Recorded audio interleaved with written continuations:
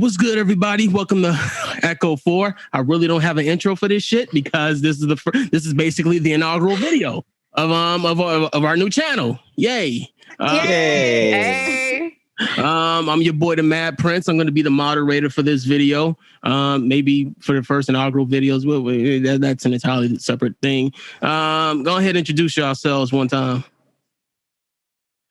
Hi, I'm Booty Monique. I was doing the Mandalorian, hosting for the Mandalorian. Now I get to share the job with my other friends. I'm so excited. Gang, gang. Oh, you nodding. Okay, it's your girl Drea. Hey, girl. Hey. Hey, boy. Hey. All your pronouns. She, he, say. What's up? Okay. Ken. Hey. Yo. It's your boy Ken Stein. Out there reviewing with the Mandalorian with your girl, Beauty Monique. So here I am again. Continue it on. Let's get it. Man, y'all timing sucks. Anyway. In my timing was pretty good. I'm just saying. Yeah, whatever. Anyway. Yeah, we're rusty, right? We just getting. It's been several weeks since we were together. Yeah, it's weeks. Months, I think now. It's been a couple months at this point. You know, I don't really count. It's just been a minute. We already like a fourth way through the fucking month, or through the fucking year already. That's crazy. Yeah. So, this episode, we are going to be talking about the first episode of the new Marvel show, The Falcon and the Winter Soldier. Now, I thought we were doing Justice League. Can't change it. I'm okay. My bad. All right. First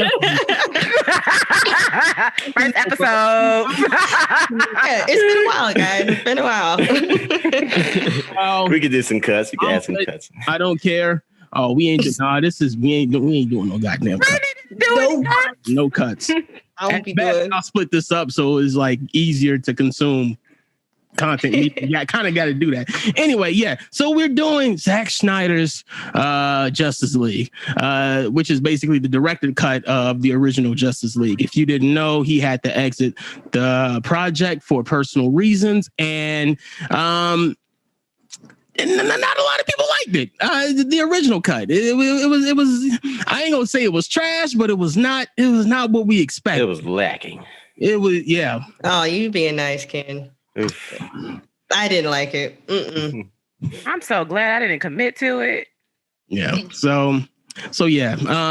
This new cut is 4 hours long, but fortunately enough, it was broken up into several chapters, which kind of had like a sort of mini series feel to it, which was easier to consume if you couldn't watch it all in one setting. Me being the kind of person that I am, speaking personally, I procrastinated everything and watched that in its entirety. When I wasn't having random power surges at my building. So yeah, that was infuriating, but you know, it is what it is. So yes. So first question. Did anyone see the original cut of Justice League? Bits and pieces. And I'm okay with that. I did. Yeah, I saw it. I've seen it. Mm-hmm. All right, so just real quick, what didn't you like? What did you like? What didn't you like about it? Because I have opinions, but I want to hear them. Ken, you want to go first, or no? No. Okay, I'll go. My opinion of the first cut of Justice League is that I just felt like the tone was really like odd, and the jokes didn't land. It seemed all kind of disjointed in the editing. I didn't like some of the shots. It seemed so like a poster shot, like intentionally, and it just kind of took me out of the movie. And then Steppenwolf as a character, I got a list. So Steppenwolf as a character, I was just like, I don't care about this villain. So it made me not care about the story. And then just some of the choices, I just felt that the tone was just off. And yeah, I wasn't feeling it at all. Never watched it after that. Okay. All right. Who's next? Who wants to down this hill? Come on. Well, I've only seen bits and pieces of it. It's like one of those movies where you walk in the middle like, oh, it's on. I'll have to sit through all of this while I'm swiping through my phone and not really paying full attention because it doesn't captivate my attention at all. It's like Ezra Miller just felt so awkward as I'm drawing a blank. Like I should know this person's name. See, that's how awkward he is. I'm like, are you trying to be too comedic? Are you trying to be too much like a Marvel movie? Because you go there for the character interaction. I'm like, y'all trying too hard. Cyborg looks weird. I can't even stare at him long enough. I'm like, damn. How your body looks so expensive, but your face looks so basic. It's the only part that didn't have an upgrade. That's a damn shame. All right, Ken. Oh, yo, it sucked. Oh, it sucked bad. Oh my God. It was, especially as someone who's watched all of the animated movies that they've been pumping out the last years. Man, I'm just baffled by their decisions as the not the studio, but the Warner Media, the big honchos of Tyler. Why they decided to just not listen to the actual people who created these characters and create these storylines and just screw all this up. Okay. All right. Well, yeah. The major failing of it was the total trash. Yeah. The major failing of, like, I've seen the original film a couple times. That's a couple times because they came out with like an ultimate version of it, and I just got curious. I wanted to see what the extra content was. The biggest failing is the tonal shift that they had, because what was it? It was Man of Steel, then Dawn of Justice. They had Zack Snyder directed both of those, and there was a consistent tone throughout it because he wasn't really aiming at the sort of like lighthearted, sort of like comedic element that Marvel was really hitting on, and so I didn't have a problem with the tone. Even with Dawn of Justice, I felt it was appropriate for Dawn of Justice, because a lot of people, I feel like a lot of the people who complained never read those stories that that movie was based on, like World's Finest, the first meeting between Superman and Batman, or Dark Knight Returns, where Batman has been got back at the game like 20 years, like he's been Batman for 20 years, so he's a lot more jaded and he has a lot more he doesn't have as much empathy for a lot of people. Like there was a scene like in that story in Dark Knight Returns, there was a story where Joker shanked him and Batman said fucking and broke his neck and killed him. No. It was Joker that snapped his own neck. That's not how I remembered it, but it's what so basically Batman, it's dark. It's dark. It's a lot darker. So I didn't have a problem with the tone. Everyone else had a problem with the tone because I guess the people who didn't know those stories existed, they tried to and like on the Doomsday story of Superman dying for the first time and eventually coming back. He pulled the Jesus on everybody. But the point is this. The point is that I think a lot of the people, that movie got as much flack as it did, is that a lot of people expected to have like a Marvel movie feel to it.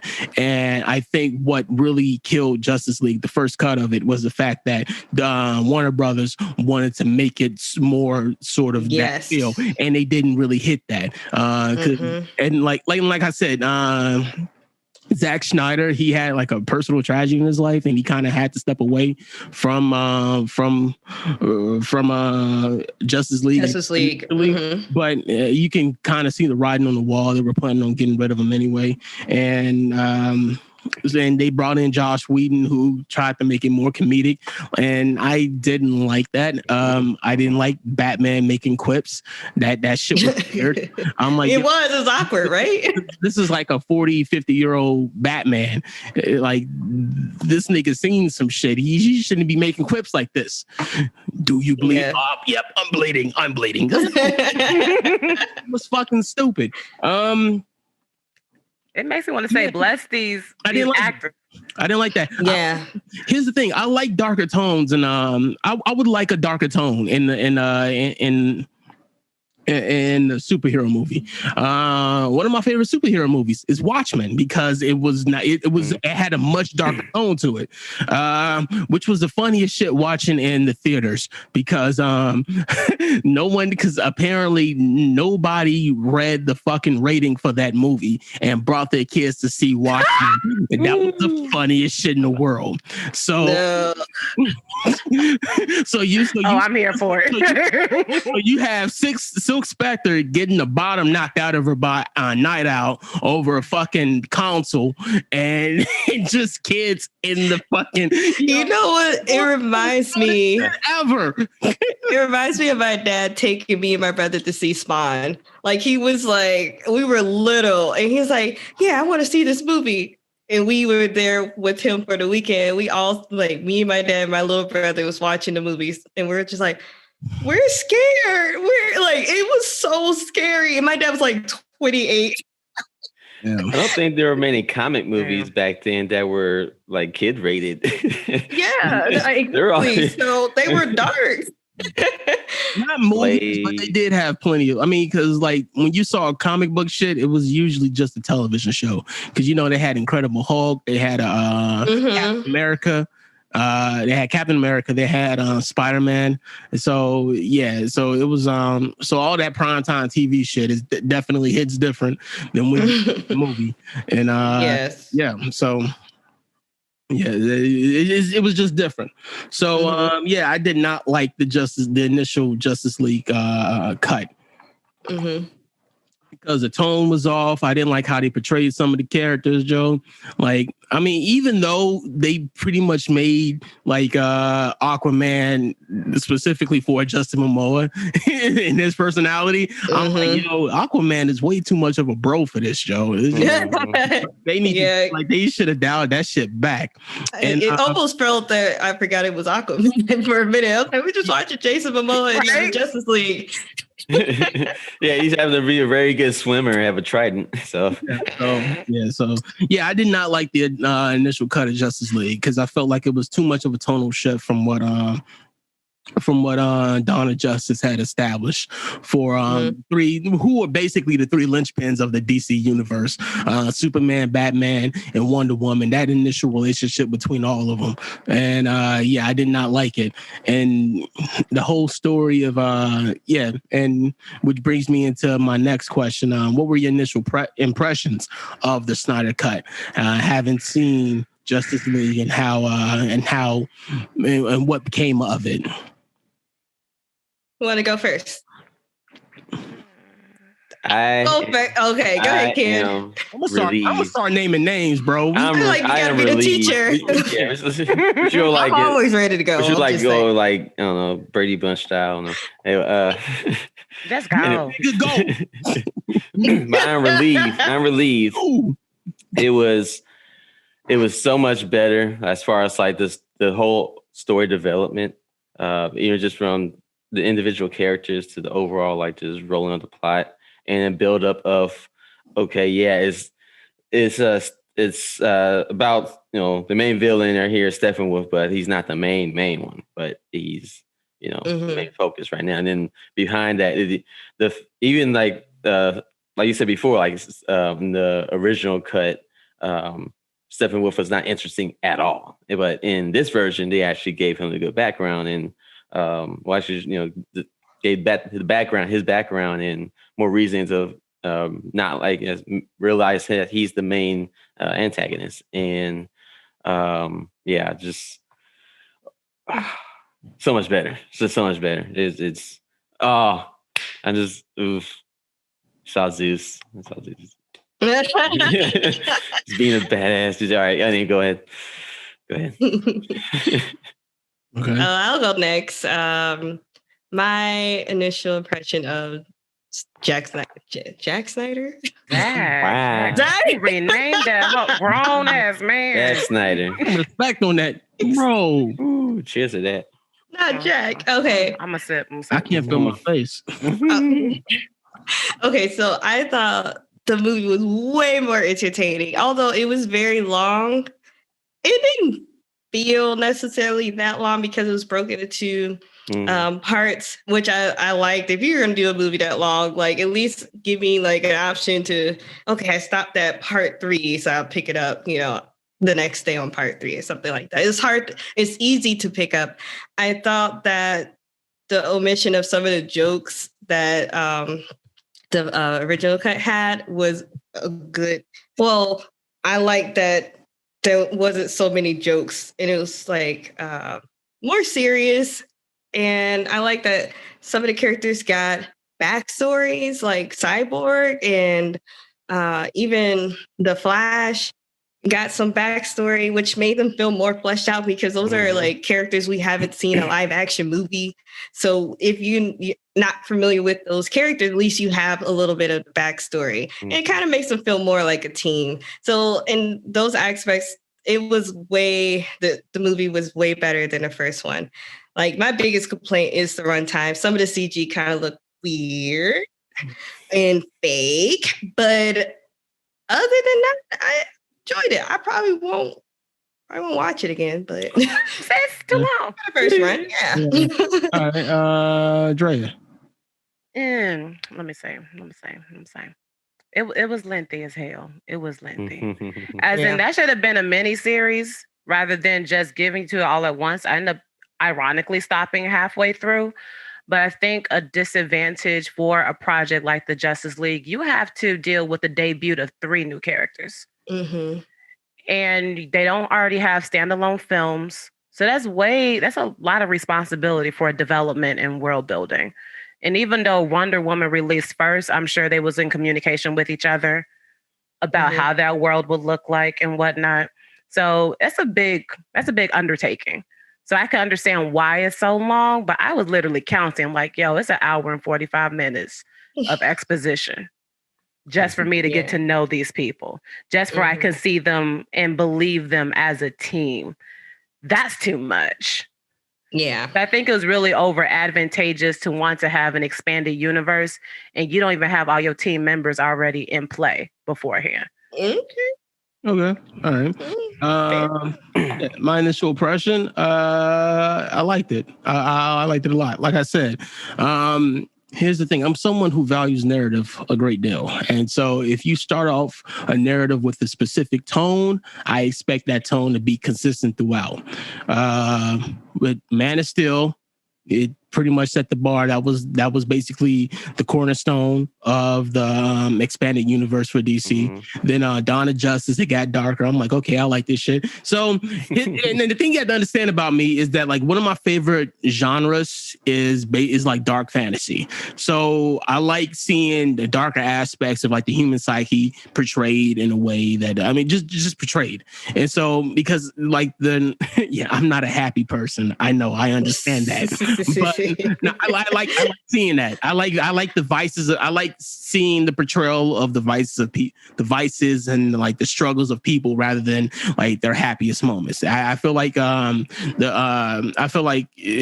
really portray a fictional character, you have to delve into like what makes them flawed, and then you saw a lot of that with Dawn of Justice. Then we have Justice League, that travesty,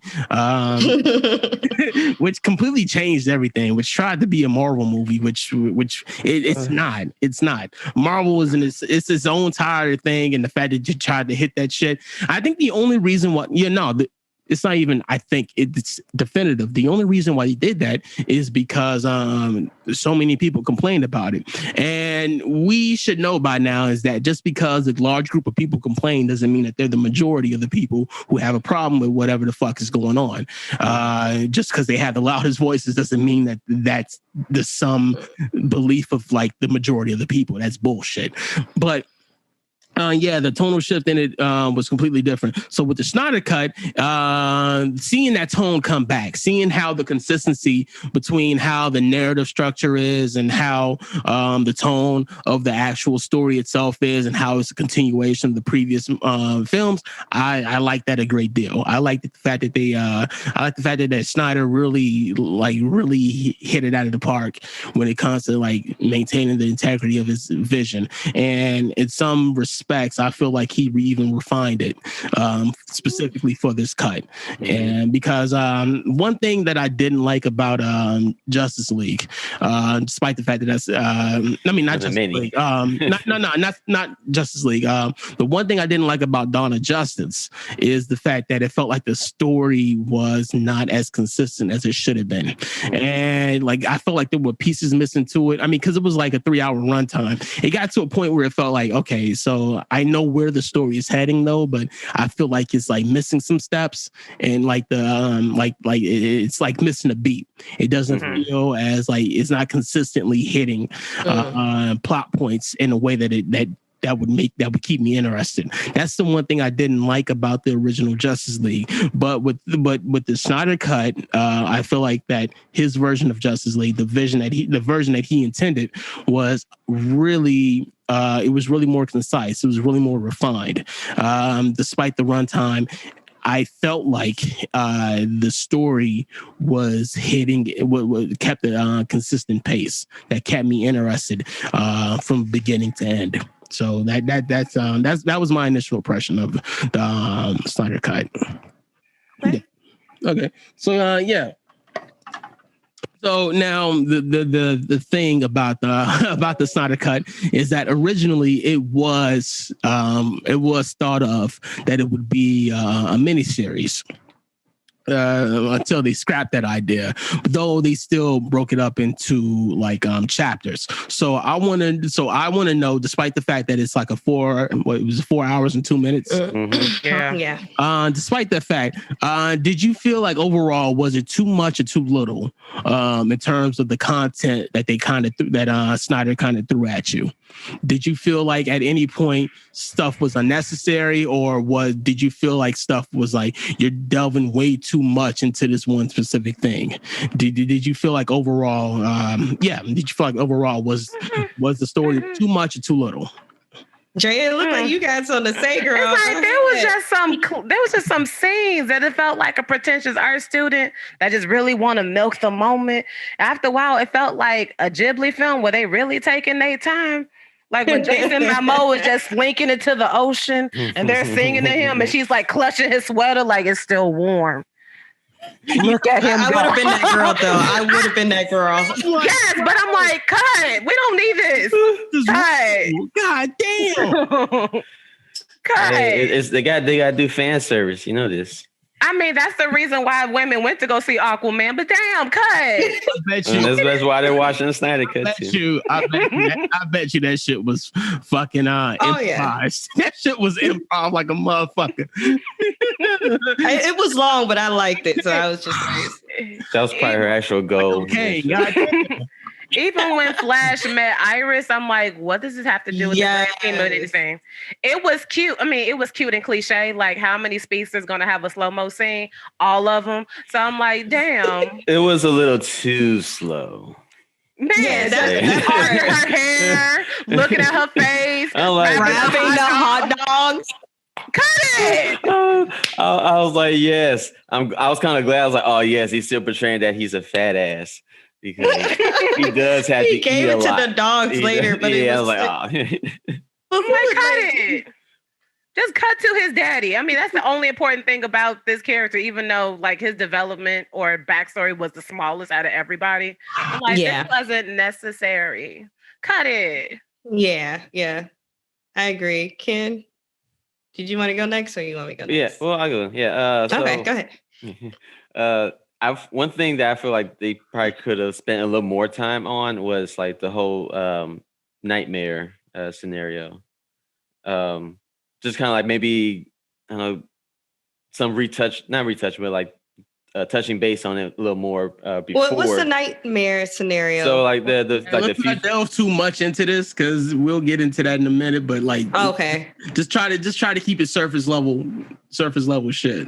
Yeah, it's just the future, like the night. Oh, at the end. Yeah. That, Okay. Yeah, all of that. Yeah, that was confusing for me. I was like, wait, what is this? So okay. I like because it's introducing like something that DC created, which is the multiverse scenario, which I'm sure we're gonna be diving into that later on, but I think overall, now thinking now, since it was intended to be the first of like a series of several more feature films, it is kind of like a way of introducing that concept. But yeah, yeah, I wish they kind of added a little more of that into there, but and then take away some of that time from some of the other scenes because they did drag on quite a bit. But overall, yeah, I did like it. The overall pace and the amount of, especially, I feel like there's so much more character of Cyborg in here than from the original cut.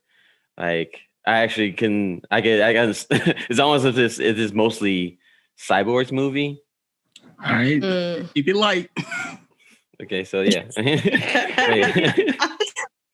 right, okay. yeah.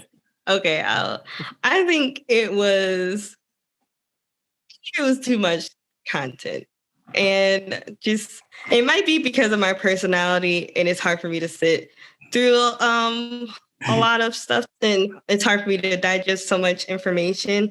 I'm not very knowledgeable when it comes to the DC universe, so I do know Cyborg, but I mainly know Cyborg from Teen Titan and Teen Titan Go. You didn't watch Young Justice? At least you would have got the backstory then. Oh yeah, I did watch Young Justice, right? But it was so long. Yes.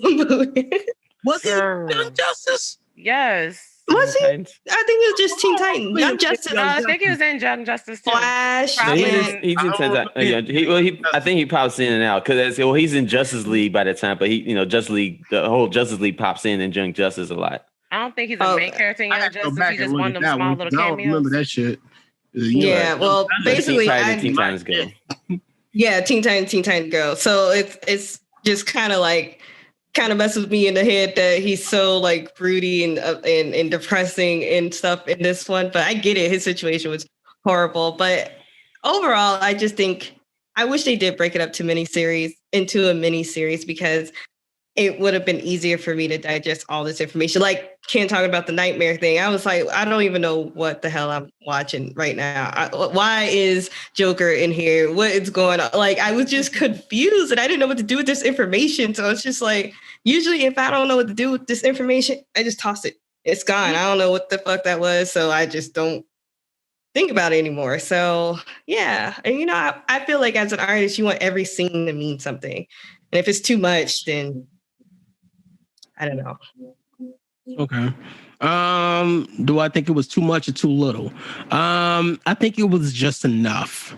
In the sense of like, one of the I get the whole argument that it had a long ass runtime and such like that. Like if they had if they made it into a mini series, it'd make more sense. On the other hand, you have to figure in the fact that that people binge watch shit anyway. So how much of a difference would that really make? Because trust me, even if it was a mini series, I watched this shit on day one in its entirety. I didn't stop.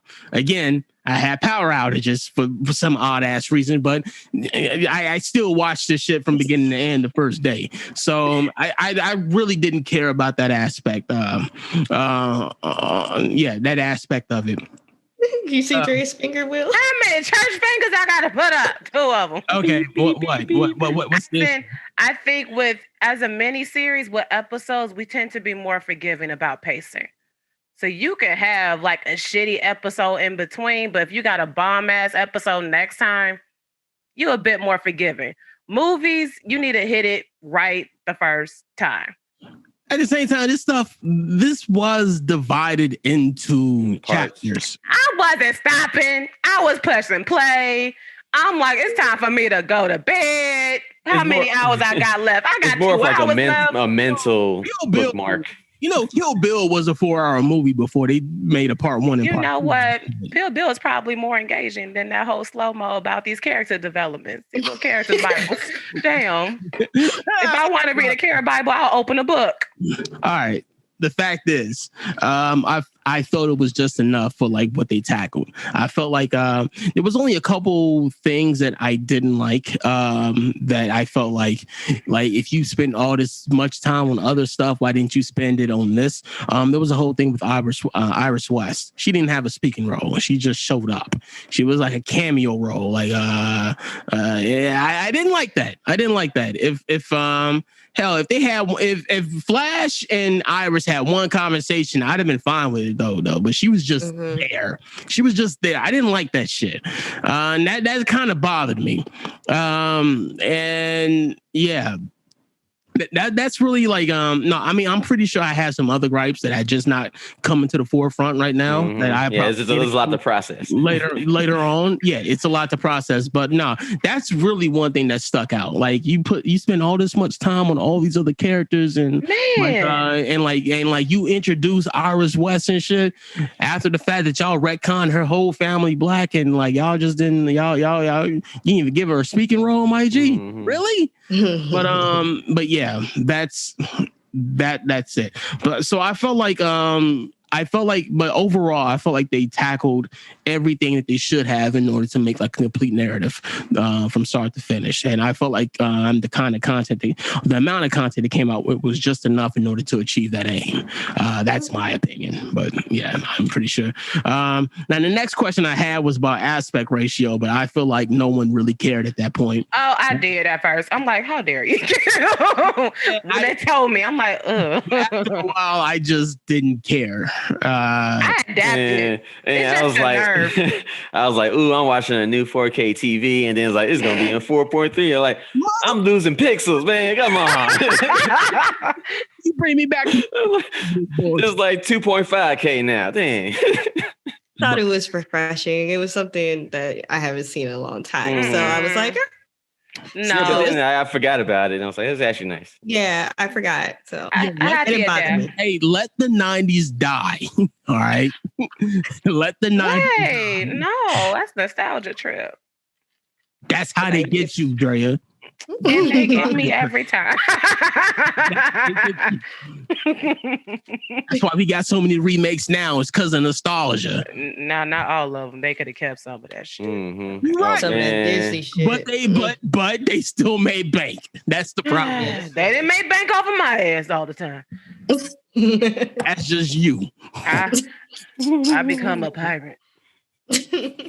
Anyway, yeah, so the aspect ratio was weird. I mean, I get that. Like he filmed everything in IMAX, and IMAX has a very specific aspect ratio, but at the same time, it would have made sense if the shit was like shown in IMAX, but it wasn't. It was specifically thrown on streaming platforms, well, on a streaming platform. So it was lost on me why that choice was made. Yeah, I mean, I get that. Like Zack Snyder was like, I'm really into IMAX. I want to film something on IMAX. All right, do it on your own time. Like this is a redemption arc right now, bro. You can't risk it all on the redemption. You kind of have to, but not like do nothing too crazy on a redemption arc. Like, well, this is his cut. This is his director's cut. This is his vision. So it's just been portrayed in his way. I mean, Lucas did the same thing with Star Wars.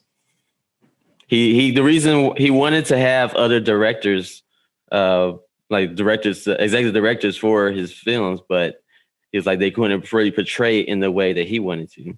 So he's like, I did be the one to do it, even though he knew he's not the best director. But yeah, not at all. No, that's the only way to achieve his vision. When I thought behind the scenes of like the first Star Wars, bro, that shit was literally saved in the edit. I'm like, God damn. Yes, thank God for his wife. Thank God for editors. God damn. Yes.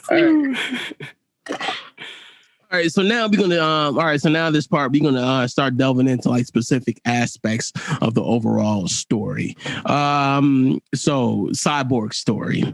I want to hear your thoughts about it and how it pretty much came to prominence in this cut of Justice League versus that of the original theatrical cut. I think it added a lot of heart to the movie.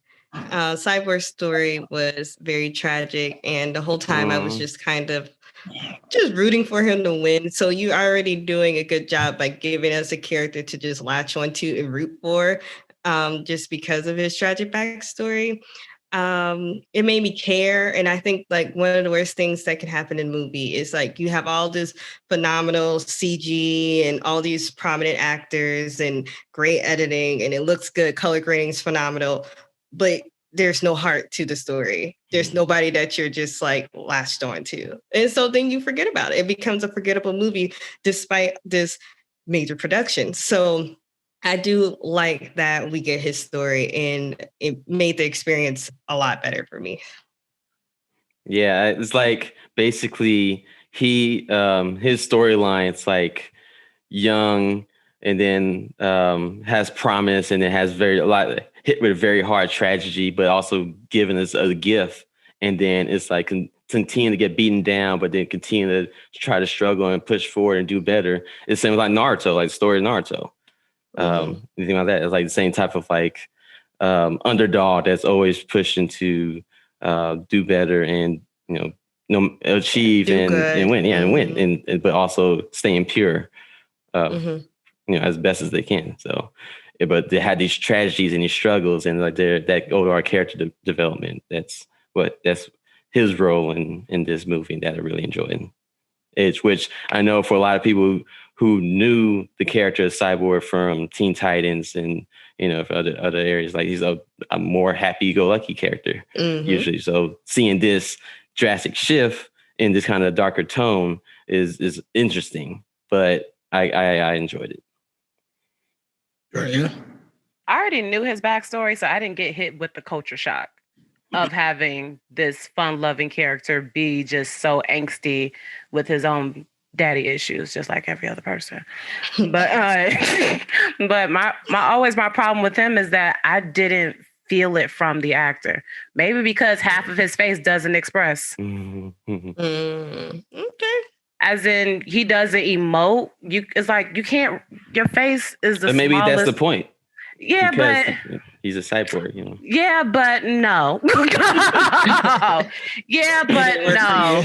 As in, you want to feel it.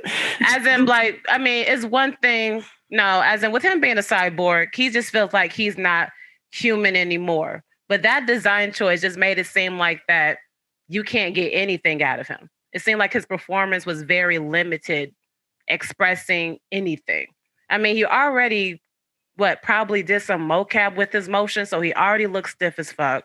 And now only could read half of his face. That's the smallest range of, expression you got. Most of it is in your body language. So I'm like, I ain't getting no tweak of the eyebrow. I can't get no frown. That one iris just moved. It's nothing here. Well, I don't feel shit. If you do take leverage, this is his first like real big acting role compared to everybody else are veteran actors. There's that, but I'm thinking like the tool that they didn't use, like I've seen more expressions on an Autobot. That's petty. That's mad fucking petty. But the thing is, think how much money they spent on the animation of Optimus' face, especially on those close-ups. I mean, they put it in Steppenwolf. He gets a whole upgrade. He gets to look like Beyonce, and that looks like Michelle. He did get a turn up. He did after that. He looks sexy. I'm like, so that's where the money at. That's the budget. I was like, damn. At one point, I was like, damn, I bet that's some crazy armor to clean. You're like, that's not practical. Okay. Brittany? Oh, I gave mine. Oh, yeah, she went already. Oh, yeah. I'm I went first. I'm lit. I'm like, you enjoying that liquor. So, yeah, your boy. I need to refill real soon. So when it comes to Cyborg Story, yeah, I liked it. Because if you compare that to the original cut of Justice League, the main backbone of the story was basically the relationship between Bruce and Diana while they try to assemble this team. That was really the heart of the story. And that and with this cut, they shifted to Cyborg, to Victor Stone. And one thing they added, they fleshed out his character way more than what it initially was. I mean, like they gave like the barest what's the word? Inference, inclination towards his relationship with his father.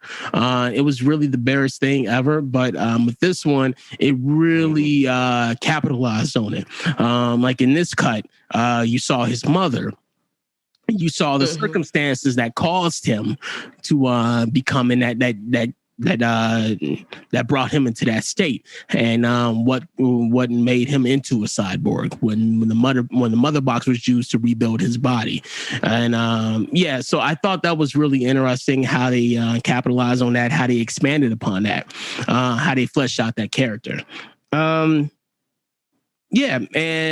how his own personal ideology towards like, is he a monster? Is he human? That sort of thing. They kind of touched on it. It was the barest thing, though. I think they'll kind of capitalize on it if they do his own separate movie, which seems unlikely now, with given everything that the actor has gone through with Warner Brothers, but. Yeah, because if you know anything about the character of like Cyborg, he's always struggled with the ideas like, is he man or machine? On top of the fact that he's a black man, so there's a lot of shit. So there's a lot of like there's a lot of dichotomy there with who he is as an individual. So yeah, they kind of touched upon that, and I kind of like the way they did that. And I really enjoyed that. Yo, the weirdest thing was you can wait. The weirdest thing was at the weirdest thing was at the end when he was standing, like, this is just a side note, when he was standing with his parents, and I'm like, bro, they did not have this kid, because like they were like 5'8", 5'10". This motherfucker like 6'2". I'm like, bro, this nigga's adopted. But you know, he didn't match. I was looking at that scene like, damn, what does not belong? God damn. And his parents was old. I was like, they had you late in life. I'm surprised he ain't had no issue. I mean, one's a doctor, the other one's a scientist. I'm sure they'll feed him some kind of stuff. Steroids. That's what that is. Him like him juking all the motherfuckers on the fucking gridiron and shit, Joe. Just like, all right. What did you want to say, Drea? That it was a question because I don't know Cyborg that much when it comes to comics. Does he have enough content and whatnot to have his own standalone movie? Oh yeah, because he has his own comic series.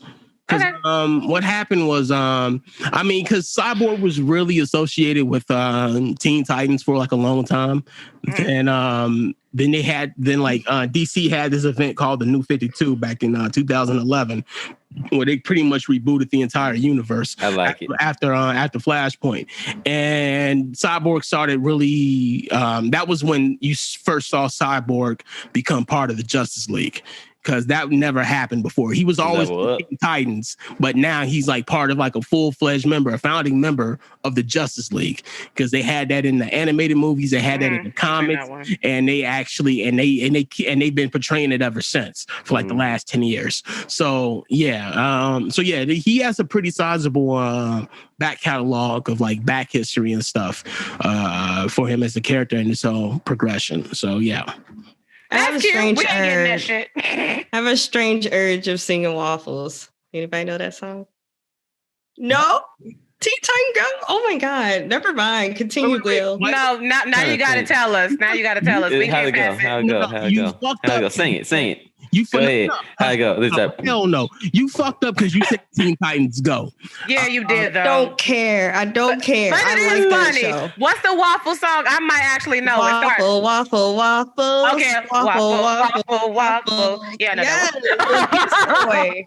Yeah, y'all missing out. The one I remember from Teen Titans Go was the one when Robin was in the car and then the beat was dropping.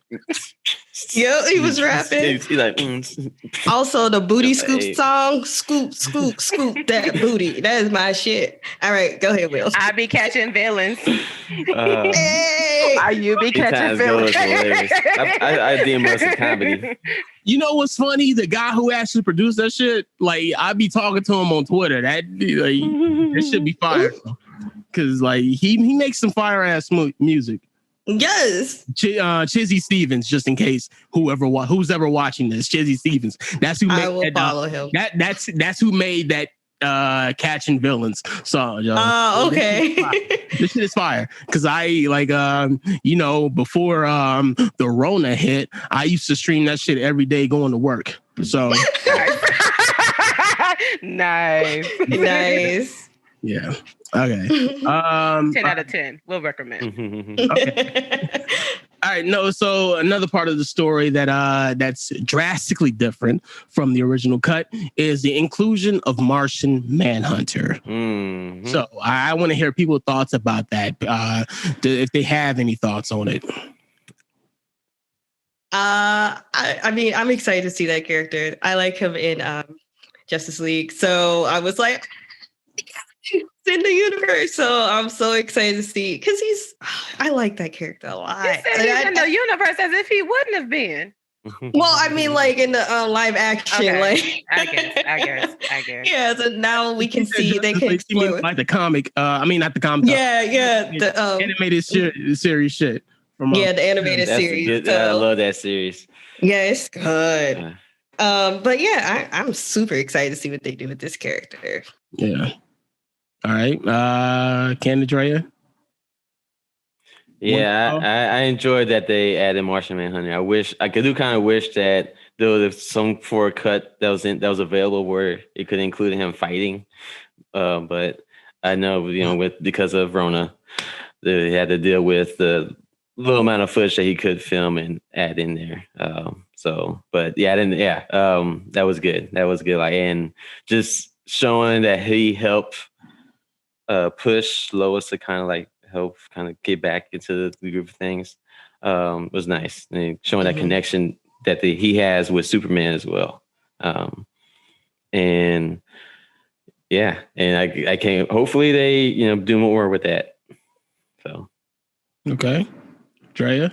I was happy with it because it's the Justice League and I'm like, damn, they are missing some people who are in the Justice League. Mm-hmm. They need a certain green ring. I know, right? I mean, they killed him off in the flashback. I'm like, oh, there he goes. You know what? They kind of swapped out Cyborg with Green Lantern because Green Lantern is like a huge stigma when it comes to like DC movies. Because after that Ryan Reynolds movie, yes, that I barely remember. It's a huge stigma. So. But they need to go ahead and revisit Green Lantern, not to go on a tangent, but because whatever character you do for Green Lantern, I love that. I love Green Lantern. I want to see it. Well, I think it was something out there that Ryan Reynolds said, like, if they would have added the Green Lantern back in the Snyder cut, then he would have been interested. He would have been down. You see what happened? They're like, hell no. We want to pretend like this shit never happened. Like I said, it's a huge stigma. We forget the first Incredible Hulk. I act like that don't exist. I mean, multiverse. Just the world kept spanning. Seems to be a problem fixer. But they had a lot of cameos in this movie. I'm like, damn, how much of this is free advertisement? And how much of this is the Justice League movie? People in here. It was a lot of people. Are you really trying to set up for some movies?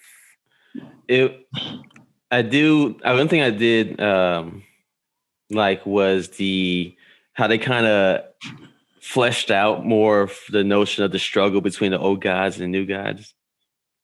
They did. Well, they really did. Girl, I was asking that too. Thinking that in my head, like, really? Well, it's that. Point out the scene. Can you think about it? Zeus and all of them are considered like the old gods, and then the Themyscira and all of them are descendants of the old. And then even like with Steppenwolf, like his lines he had talking with Wonder Woman. They're showing that they know that show the relation between the battle between old gods and new gods as well in there. But they're very, very familiar. So adding that element back in there, because out of the original 3 factions that were there when Darkseid first came, the Themyscirians are the last ones still standing because, the what's it called? Atlanteans are there, but they don't know the history as well because they don't live as long. But a lot of the Themyscirians were there fighting. Okay, so all right, maybe we'll probably come back to that one. Martian Manhunter. I like seeing the character there. I was surprised about like how they because you know what, I did research and apparently this came about from a fan theory about because that character what was it, Swanson or whatever the hell, because he was that general guy back in Man of Steel, who interacted with Superman. That was the same guy. And so there was a fan theory going around saying that like he was Martian Manhunter because I don't know for what reason why this came about. And like, I guess they guess Zack Snyder kind of acquiesced to that and just made it Martian Manhunter. Was it, sorry to interrupt, but was it, do you know if it came before or after the Supergirl TV show? No, it came after, I think. Okay. Yeah, because well, the thing is that dude ends up being, I don't know. That's a whole, Supergirl is weird. It was, and I fell off hard. I didn't watch it. I entertained it. But the idea that Martian Manhunter works within the U.S. government agency undercover. Oh, yeah. That's why I wasn't so surprised because I'm like, it felt familiar because I did peep that Supergirl. No, because he's kind of always done that because John Jones has been a cop. He's been a cop. He's always worked for the system and amongst humans under this identity. So him being a general or anything of that sort, it's not entirely far-fetched. But yeah, Martian Manhunter being there implies a lot more because the whole thing about Martian Manhunter's backstory is that he's like the last living Martian, more or less. But him being there implies that there's a Miss Martian somewhere potentially. If you watch Young Justice, that's a thing, and so on and so forth. So yeah, him being there was kind of like a cool nod to the fully assembled first 7 senior members of like the Justice League. So so I kind of liked his inclusion in that, even though he didn't fight anything. Like the fact that he's there was like a really cool nod to that. Okay, so something that I want to get to, the nightmare future, which has been portrayed. It's been, because they showed a snippet of it back in Dawn of Justice, when Bruce had that waking dream. I want to say when Flash came back from the future and warned him and some shit like that. Whole shit happened. That weird scene. I remember that. Out of context and shit. It was like what? The fuck does this mean exactly? And, they kind of capitalized. They kind of expanded upon that with this with the Snyder cut. So I wanted to get people's thoughts on that and like any sort of like inferred implications that it might have from your perspective. Okay, I'm gonna go ahead and just tell you what I thought about the whole scene. Okay, because I don't know what the nightmare, all of that stuff is. Like, it seems like this for really like DC people. You want me to explain it before you? I had to Google that shit afterwards. I'm like, if you give me a quickie. So the nightmare future is a future where Lois Lane dies, and it's a future where Darkseid gets a hold of the anti-life equation, and Lois Lane dies, and so Superman is so overcome with grief is that Darkseid basically indoctrinates him over to his side, and he basically becomes a vanguard for the Force to take over the Earth. It's a story that they touched upon a couple of different times. They did it in like the original Superman animated series where in that one he was mind controlled by Darkseid and he took over the Earth, and that created a lot of like distrust from like the people of Earth against Superman, and that kind of persisted long into like Justice League. But that's essentially what's happened here. This is a potential future where Lois Lane is dead and Superman has lost his last connection to humanity, and he pretty much doesn't give a fuck about the Earth after that point. So that's so Superman became Anakin Skywalker. Okay. Basically. Mm-hmm. Well, chosen one. Visually, storytelling wise, I definitely do want to see it. I think that would be so freaking cool to see a don't give a shit Superman, because he's, you know, like the epitome of good to everybody's eyes, and just to see that shift, that would be very interesting. Watch on anime movies. Wait, which ones?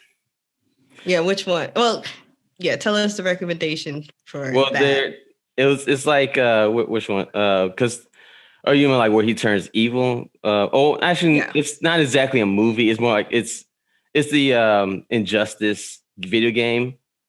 The cuts. No, I'm saying the cuts. Come on, girl, play it on Twitch. The cutscenes they equal to a movie. You know, it's the same studio, NetherRealm, that makes the Mortal Kombat games. But you take out all the cutscenes for the storyline, it's still like 30-some hours long. So they make it like a movie format as well. It's not a real movie. But it has with that storyline. It's the storyline of Superman. I think it was an animated movie I missed out on. I'm like, damn. Well, I can't wait. It's animated. It ain't a movie. It's a series of cutscenes. Okay. But yeah, I'm excited to see it. I want to see that in live action. I think that would be cool, and like it goes with the whole darker, you know, vibe that they're going for. And honestly, because we have Marvel, and Marvel can be very, you know, Marvel jokes and all that stuff, lighthearted at times. You know, they're more like leaning on the jokes and stuff. It would be nice to just get a darker, like superhero. You didn't see The Boys? No, you know what? I didn't. Yeah, that's true. That's not. What is it? Graphic novel, right? Yeah, it's a graphic novel though. I don't think that's made by Marvel though. No. I know, but she's talking about like, you know, dark superhero movie. I'm like, girl, The Boys was dark but comedic. I watched 2 episodes of The Boys, and I was just like, about it, I'm not feeling. I think it was just the characters. I don't give a fuck about none of these niggas. Out after this, after what you just said. You said what? I don't think this collab gonna work out. I'm sorry. I did not get into it at all. Hey, we can leave her out of that one. All right. Is that all you had to say about the Nightmare? Yeah, that's it. Yeah, that's all I gotta say. Who wants to go next? Dre will just make a swift comment. I didn't really care about the Joker. I'm like, boy, bye. Exit stage love. Same. I'm like, you didn't even, like, it doesn't read to me as a Joker. It's just like, oh, they brought you back. I guess, sis. I appreciated you as a... Get your check. Right. I appreciated you as a minor character in Suicide Squad, because I know you're going to overshadow everybody, because how can you not? But stage love. Cute. You give Batman the wraparound, I guess, but stage love. Stage love. All right. I would say I did enjoy it because it was basically the scene of, okay, in this, you know, screwed up scenario, Batman really has no choice but to try to make teams with his greatest nemesis. Mm-hmm. And to, you know, in order to stop Superman, or, you know, stop, you know, all of that. And, you know, Joker is just rubbing it in, and he is really like, because that's the one thing he enjoys the most, is to try that constant battle of moral, you know, his morals versus Batman's morals, like their eternal struggle, basically. Mm-hmm. And he just really pushing him to the edge. Like he's really rubbing in the fact that, he killed Robin and everything. And that's what I want to see. I'm like, oh shit! Why did the boy Wonder do a man's job? I want to see him do that fist clench. I was like, just ready to want to take his head off. I want to see that. I do want to see that. But yeah, just seeing him really ready. But then overall, just seeing them both, not just Batman, but Joker as well. I still agreed, because Batman tossed in there, when Harley Quinn died, it wasn't just Joker throwing punches. Batman got some punches in too. But yeah, just seeing these eternal struggles, like just compromising for the greater good of the world. It was nice. Okay. And then boom, popped in Superman. I'm with it. We could see that. Yeah, I'll discuss it. Yeah, it was really interesting seeing that nightmare future where like shit was so dire that a group of people who really would be trying to be at each other's throats had to team together. Because remember, it wasn't just Joker; it was fucking Deathstroke. like Deathstroke hates Batman because like if you've seen any interaction with Deathstroke and Batman, Deathstroke can't get one in over Batman. I mean, Batman is like, he's trained and shit. So like just seeing them go at it is just fucking ridiculous. And so seeing them team up, seeing Batman team up with Joker is an entirely different level of just fuckery. And like that's how stressed they are. That Superman is that much of a problem. That Apocalypse is that much of a problem that he has to team up with these motherfuckers. And and like Mira mad because apparently Arthur Curry dead as hell. So that's an entirely different. That's something else going on. Superman was already a problem when he came back to life. He just yeeted everybody. I'm like, damn. He clean house. When he toying with him. Neck. So but he was like, yo, he snapped that man's neck. Like, fuck. That was the most epic snap. Just I was like, that's reverberated. Like, nigga. Like his head turned around a few times before he fell down. The potential of a nightmare future. And like seeing that, the way that comes about makes sense of why Flash kind of appeared in Dawn of Justice to Bruce saying, hey, you need to save Lois. Don't let this thing die. It doesn't work.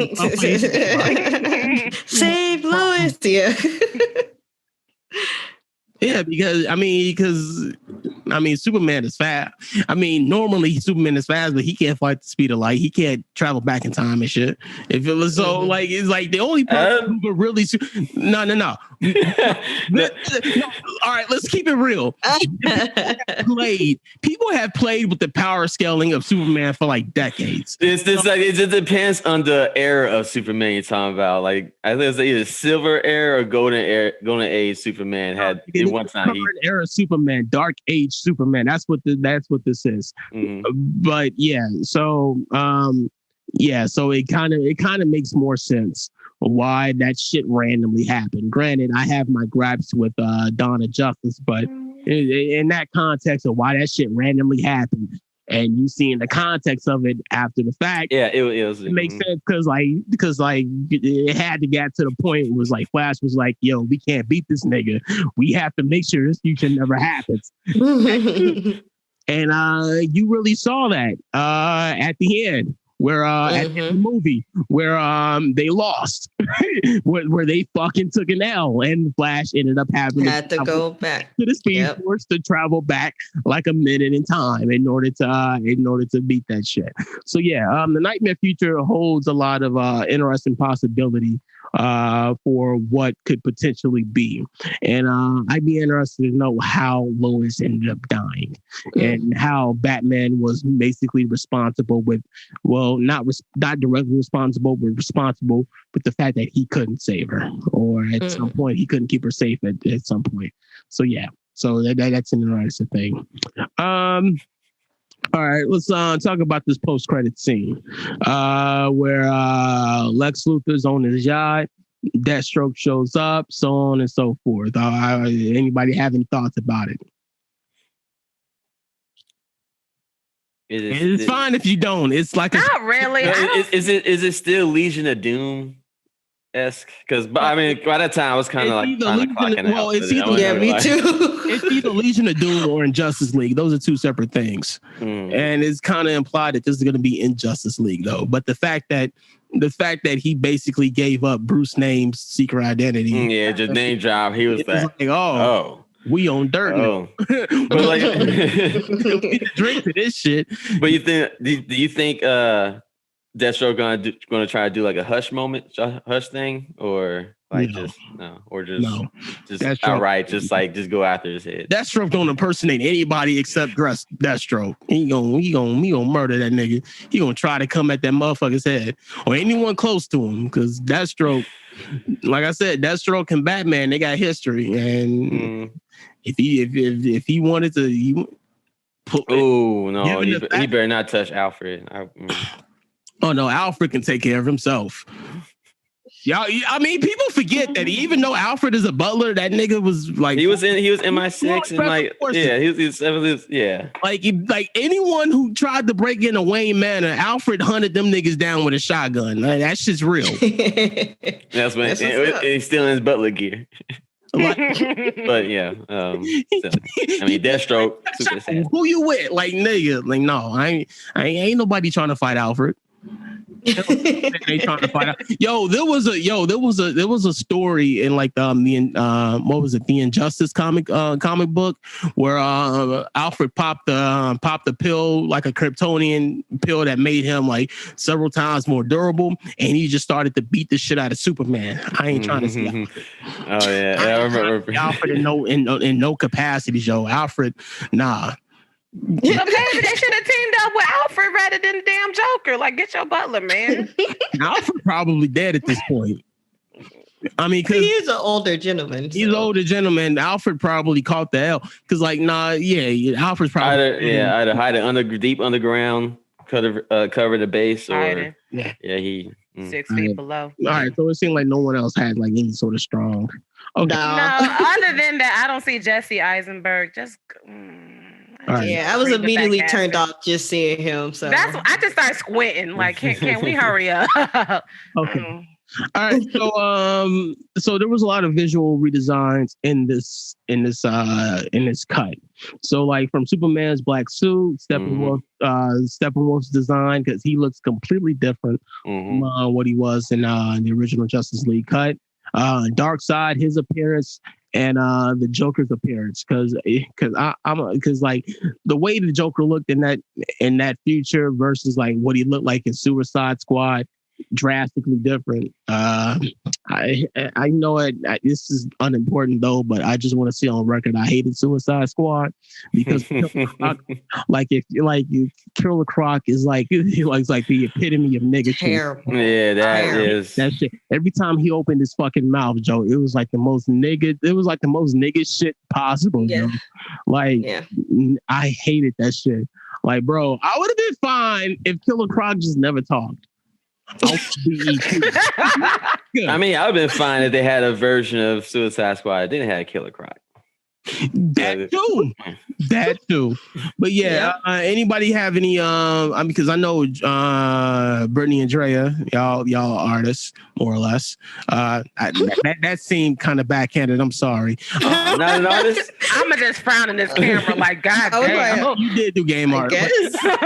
You kind of a dev at this point though. But like, anyone have any comments on like the visual redesigns of the Snyder cut? I love Superman's his black suit. I thought he looked so nice. I loved it. It gave just such a dark tone. I don't really like the color red, so I was never a fan of Superman's outfit in the first place. But I like it all black. That shit. You know, it gotta be political. They gotta have the red, white, and something. Yeah, I know. I'm just like, it's played out, but I love the all black. And then I thought Steppenwolf's redesign was dope. That was sexy. Yeah, it was. I just kept looking at the texture. Me too. How and shiny when it was. Like, oof. Right. You see how well they worked on the iris of his eyes. Like, if you do want to clip back on some of the details, look at the eyes. The eyes were nice. Okay, I'll definitely check that out. But yeah, I enjoyed the redesign. I thought it was a good choice.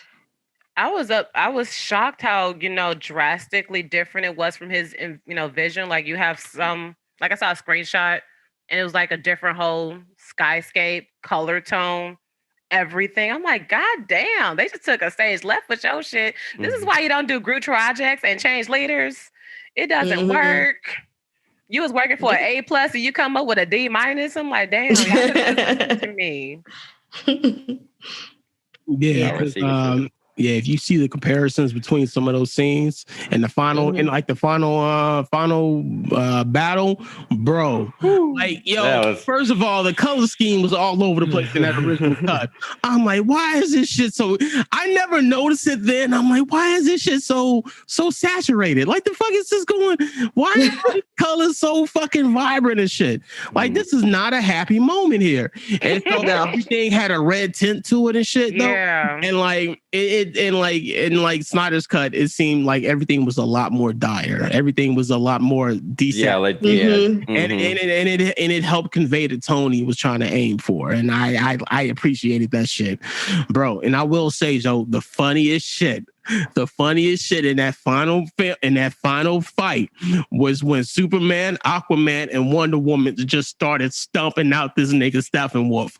That was and she chopped his head off like Bon Appetit. Oh yeah, I was like, yes. I was like, that's how you send a message.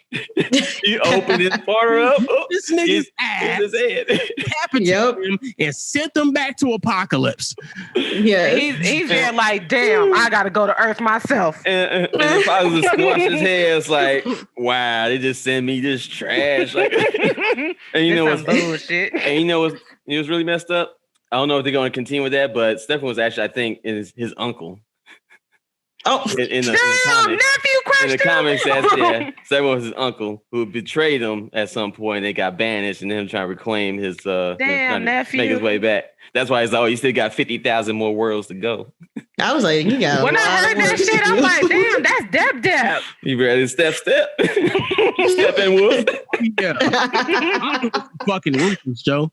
And they had Granny Goodness. Granny Goodness. Yeah. I was like, they got the whole goodness ain't shit, bro. Need to kill that bitch off rip. Oh well, they do got the New Guys movie coming out. What's up? They do got that New Guys movie. Yeah. Damn. I would like to see what was it? Was it Mr. Miracle? What's his name?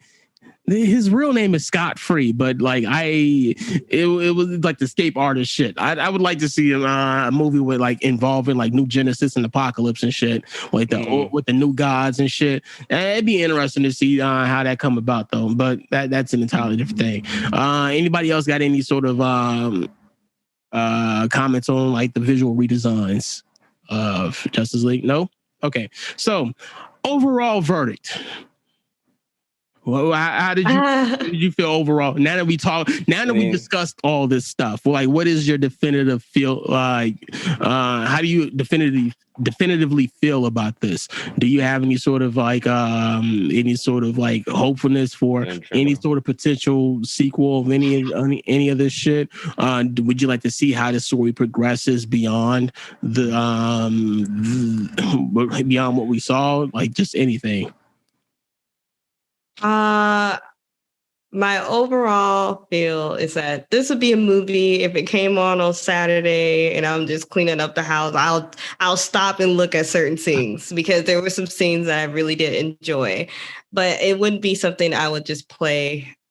I would say the ending kind of left it where now I'm intrigued on the franchise itself, because at first, I was kind of just over DC. I was like, they don't know what direction they want to go in. It's all over the place. Like Aquaman and Wonder Woman, it doesn't even feel like the same universe, even though we know they share the same universe. And now I think maybe somebody at Warner Brothers is finally getting them together and just like, okay, we don't need like an equivalent of Kevin Feige in this bitch because we need to get this shit working together, especially if they're sharing the same universe. So I'm still a little hesitant, but now I'm slightly intrigued, and I will see probably whatever the next big DC movie is. Okay. Let's not all go at once. I'm intrigued with the vision that he displayed, as in, like, if it can, have that same kind of leadership and cohesion, then I'm definitely interested in the future. But, politics happens. So I have no idea how it's going to roll out, because I think even now, I don't know if the result of this is going to inspire them, like, yeah, let's continue. Because it seemed like they shelved any future project after the first one flopped. Yeah, they kind of decided to focus on individual movies rather than like a collective movie. And like even now, they said they don't have any sort of like established plans for like a sequel or anything like that. But at the same time, they're not going to tell anybody anything unless they really to reveal anything, though. But it really depends on like the response to the Snyder cut, even if they want to revisit it. But yeah, so.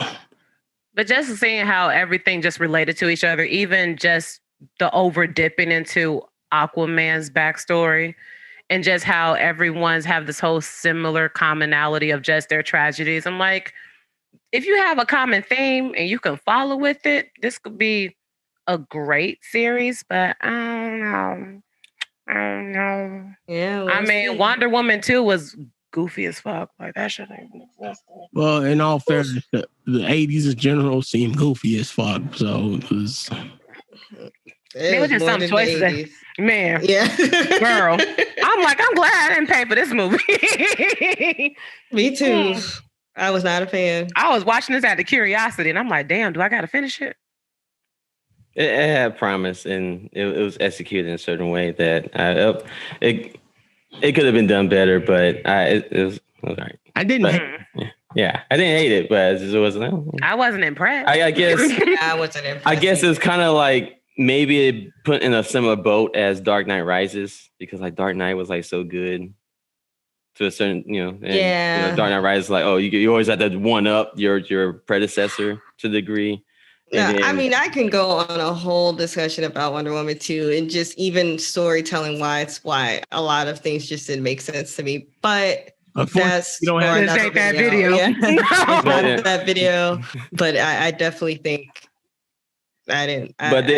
But from her story, what they did keep dropping in there is like, as soon as the first time she saw the bat plane, she's like, oh, I knew someone who would love to fly this. It was like, they hit that a few times. Yeah. It's but yeah, I enjoyed it as I would say a big DC fan. I would say, and seeing and reading a lot of content that they produce, and this story, this kind of like overall like a bigger storyline, is very related to their animated movie universe that they had just finished wrapping up. I think there's a few months ago with Apocalypse War, which is kind of have a similar kind of storyline and premise, which is a continuity of 15 movies, but it has the same build up of the Marvel universe, where you have these characters that have their individual movies,